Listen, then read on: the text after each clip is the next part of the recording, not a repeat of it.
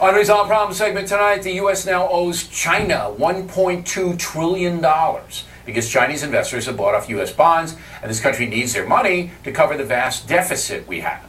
Joining us now from a New York studio, Peter Kernan, author of the big new bestseller, Becoming China's Bitch, the title referring to street language that implies one person dominating another. Let's start with the USA selling oil products in China while prices are going up here. What's going on with that, Mr. Kernan? Well, we have a basic problem, which is we're incenting companies to take crude oil, refine it into special oil and distillates, and sell it outside the United States. And so we've gone from 1 million barrels a day of that to 2 million barrels plus a day of that. Right now we're sitting here with a daily usage of, let's call it 19 million barrels a day. And we have to bring about half of that in from overseas. I worry when refiners say this is a win-win. I don't see how this is a win-win for the U.S. economy. All right, so 19 million is what the U.S. consumers use every day. All right, 2 million barrels go out. If it stayed here, that would bring it down to 17. And then we produce 8.5 of that, or half from the United States. And then we import, basically what you're saying is we import close to 9 million barrels of oil a day from OPEC and other oil-producing nations. Now, why, this is what gets me. The oil companies say it's a free marketplace, even though they have to get very special permission to operate under the government, and you can't found an oil company, neither can I. All right, so it's really not free, but they say it is.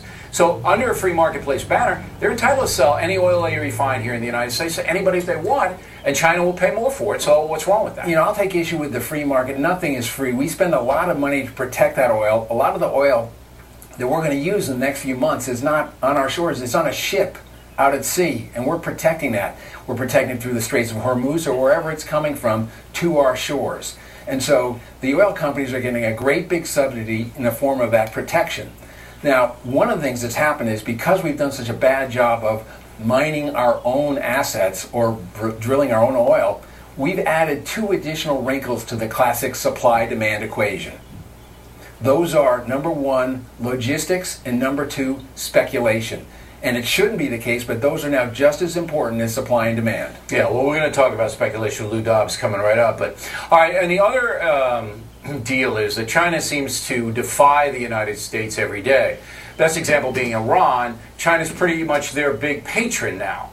Everybody else is isolating them. Even Russia's starting to cooperate now a little bit. But China now vetoes anything they can to help Iran and still trades with Iran at a very high level, correct? You're absolutely right. China right now buys about 20% of all Iran's oil exports. That's more than the entire EU combined. In fact, 4 countries buy most of Iran's oil exports: China, India, Japan, and Turkey.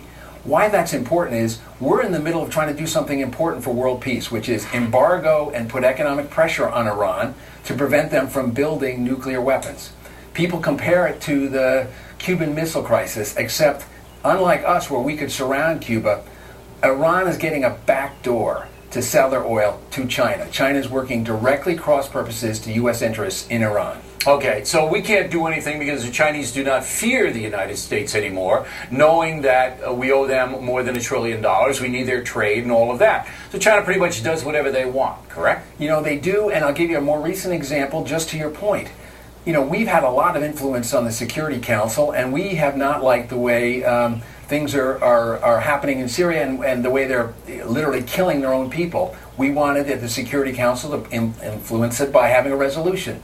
Guess who said no? Once again, China. Right. China's got an independent favor, and we have got to do something to tame it. But we can't do anything because they hold so much of our debt. We can't do anything to them. I think it's one of those things where it's hard to be too tough when your banker is also your major supplier, but you have to have an embrace, and I think it's fair and reasonable to confront them where they're being unfair, and there are a bunch of areas where they're being unfair. All right, but I think they've tried to confront them, and the Chinese made it quite clear they're going to do exactly what they want to do, and they don't really care what we say.